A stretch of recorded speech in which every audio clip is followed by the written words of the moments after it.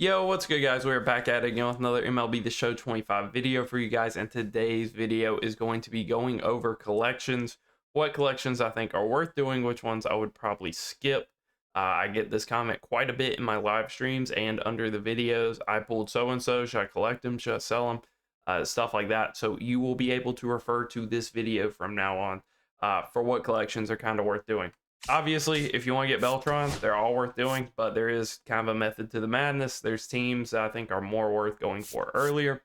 I think the first thing we should talk about is uniforms. If you guys don't know the uniforms, this is where it's at. Silver uniforms, you probably already got a lot of them. Most of them are relatively cheap anyway, and you're getting a 10-pack bundle. You're actually getting 16 packs, so that's pretty solid value for what it will cost you to do this. The gold jerseys, this was a collection in the past that you would never touch, but gold jerseys have 100 stub quick sale value now, so it really doesn't cost you anything. 60 gold jerseys at 100 a piece, 6,000 stubs. You're getting a good chunk of stubs back, and you're getting 6 packs, so it's pretty much break even. Diamond jerseys, these are up to you. Me personally, I don't care. A lot of these are non-sale also because they're from like Team Affinity or something.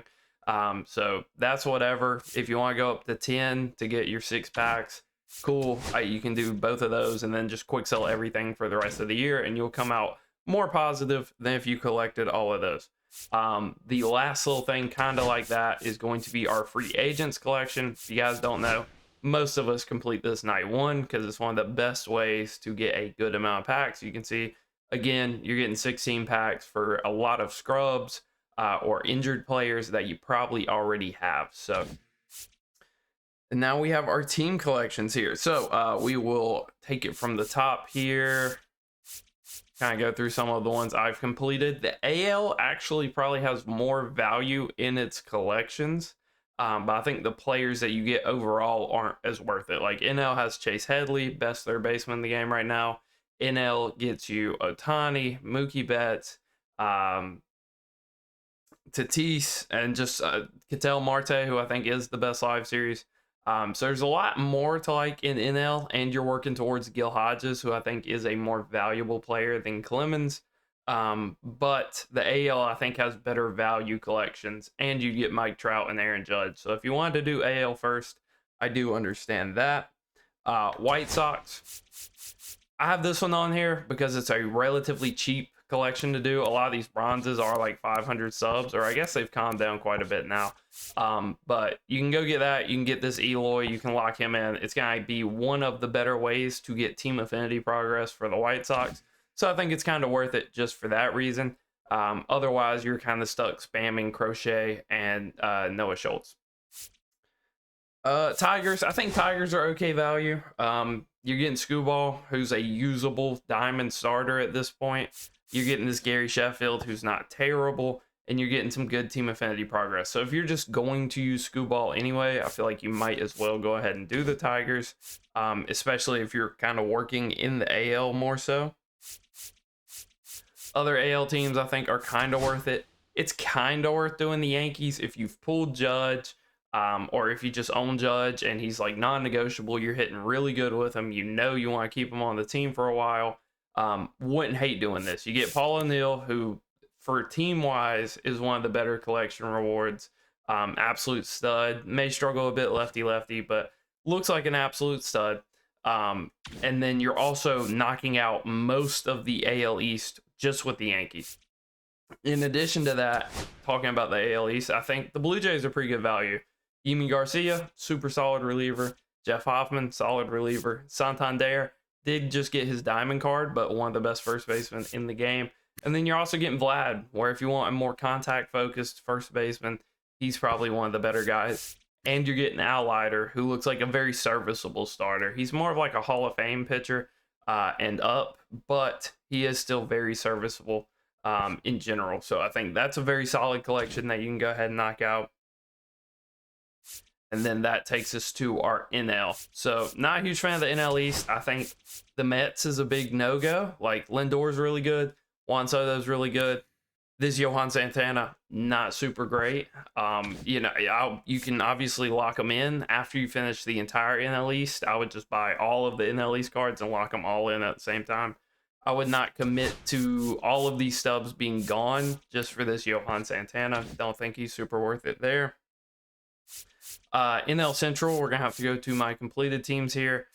Brewers, whatever, doesn't cost a lot to do this team, but that Paul Molitor is definitely not worth it. Reds, I actually like this Reds collection quite a bit. If you're starting off the game, I think you get the best defensive shortstop in the game, who's a very serviceable hitter, and then you're also getting this Reggie Sanders card, new legend, and he looks pretty good. I brought him in co-op a couple times. He's been all right. If you're on lower difficulties, he should be an absolute stud. Cubs, not great, but you are getting Kyle Tucker, who, as far as lefty DHs go, is probably 4th, 5th best, something like that. So he's a very usable card, especially if he's playing up like he is today. You're getting this Maddox, who I don't think is great, but he's at least usable. And right now you're getting this Ian Happ, so not the worst card in the world there. Pirates, you're getting Paul Skeens. So it is a little bit expensive because you are having to buy Skeens. This Mazeroski's pretty poor. And then Cardinals, you're getting this 85 Larry Walker, who I probably wouldn't use, but you're locking all that in for Ted Simmons, who is one of the better catchers in the game right now. He's like a slightly better version of like Jason Varitek. So if you want to argue the value isn't really there now because of Varitek, I would hear you out.